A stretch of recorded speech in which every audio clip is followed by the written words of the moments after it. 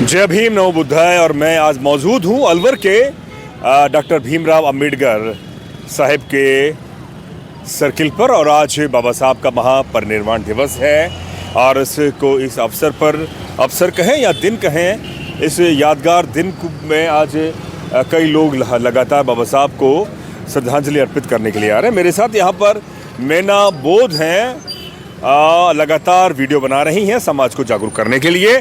आज वो कुछ बातें रखना चाहती हैं समाज के लिए और बाबा साहब के विचार गीतों के माध्यम से। मैं मेना बौद्ध और आज बाबा साहब का परिनिर्वाण दिवस कहें या दिन कहें, क्योंकि आज के दिन हमारे बाबा साहब हमें इस दिन हमें छोड़ करके चले गए थे, इस दुनिया से चले गए थे। तो मैं समाज को अपने एक छोटी सी क्लिप है उसको मैं गा करके सुनाऊंगी और इतिहास से जोड़ने का प्रयास करूंगी। तो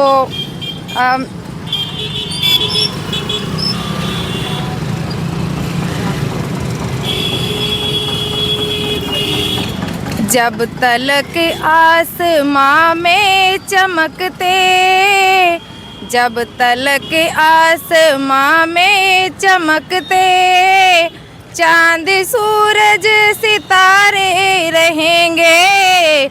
जब तलक आसमां में चमकते, चांद सूरज सितारे रहेंगे। मेरे रहबर मेरे भीम बाबा, कारनामे तुम्हारे रहेंगे।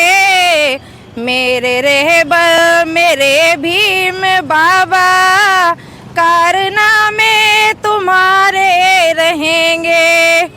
कोई पैदा हुआ नहीं होगा रुख तूफानों का जो मोड़ डाले। सैकड़ों साल की वो गुलामी कोई तेरे सिवा तोड़ डाले। तेरे संघर्षों की हर कहानी, तेरे संघर्षों की हर कहानी अब तो जय भीम के नारे कहेंगे। मेरे रहबर मेरे भीम बाबा, कारनामे तुम्हारे रहेंगे। जब तलक आसमां में चमकते, चांद सूरज सितारे रहेंगे। बहुत शुक्रिया, धन्यवाद। अच्छा गीत है। इस गाने के जो विचार हैं उसको आप समझें। मेना बोध हैं, लगातार वीडियो बनाती हैं। अच्छा बताइए, वीडियो बनाने का उद्देश्य क्या है?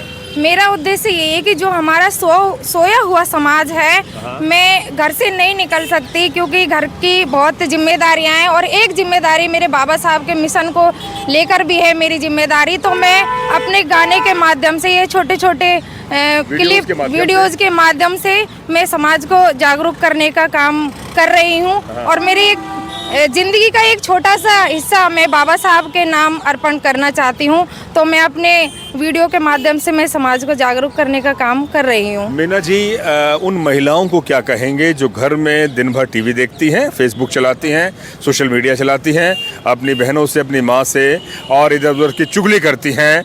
उनसे क्या कहेंगे कि कम से कम कुछ समय तो निकालें बाबा साहब के विचार के लिए? क्योंकि महिलाएं हमारी इतनी अंधविश्वास में हो गई हैं और हमारा प्रयास रहता है हमेशा कि हम महिलाओं को समझाने जाएं। हम बताते भी हैं जा कर के महिलाओं को, लेकिन वो क्या है कि निकलना ही नहीं चाहती हैं अपने घरों में से। और बाबा साहब ने तो सबसे ज़्यादा उपेक्षा महिलाओं से रखी थी, क्योंकि महिलाएं सबसे ज़्यादा दुर्गति में थी उस टाइम, जिस टाइम बाबा साहब ने हमें ये अधिकार दिए थे। महिलाओं को सबसे ज़्यादा अधिकार दिए थे, डबल अधिकार दिए थे महिलाओं की। इतनी मतलब बहुत ही खराब स्थिति महिलाओं की। तो बाबा साहब ने महिलाओं के लिए बहुत ज़्यादा काम किया और महिलाओं से ज़्यादा उपेक्षा रखी कि कम से कम महिलाएं तो मुझे समझ पाएंगी। लेकिन आज वही महिलाएं अपने बच्चों में और घरों में और खाने पीना बस घूमना फिरना इसी में मस्त हैं। मैं उन महिलाओं को यही मैसेज देना चाहती हूँ, माताओं बहनों निकलो, अभी भी हमारे पास समय है बढ़ो कि कुछ तो बढ़ो, अच्छा बढ़ो। हाँ, आगे बढ़ो और बाबा साहब के इतिहास को जानो, और नहीं जानेंगे तो हम ऐसे ही हमारे अधिकार छीनते जाएंगे और हम आसानी से गुलाम बन जाएंगे।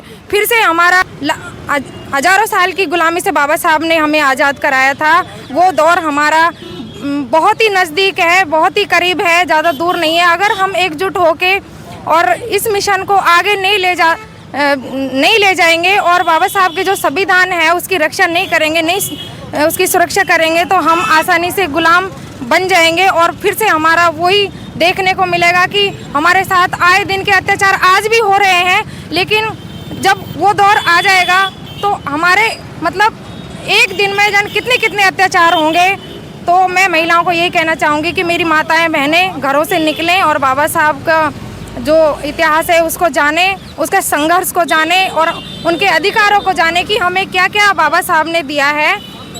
तो मैं यही कहना चाहूँगी आपके चैनल के माध्यम से, और आपको बहुत बहुत धन्यवाद जो आपने मुझे अपने चैनल पे बोलने का मौका दिया। नमो बुद्धाय, जय भीम। जय भीम। मीना बोध मेरे साथ इस समय 3 महिलाएं और हैं। बाबा साहब को आप श्रद्धांजलि अर्पित करने आए हैं। मेरा एक सीधा सवाल है, उन महिलाओं से क्या कहेंगे? मानते हैं कि हर महिला घर के बाहर नहीं निकल सकती झंडा लेकर, लेकिन घर में रहकर भी कुछ अच्छा कर सकती हैं, समाज को जागरूक करने की कुछ प्रण ले सकती है, बोलिए।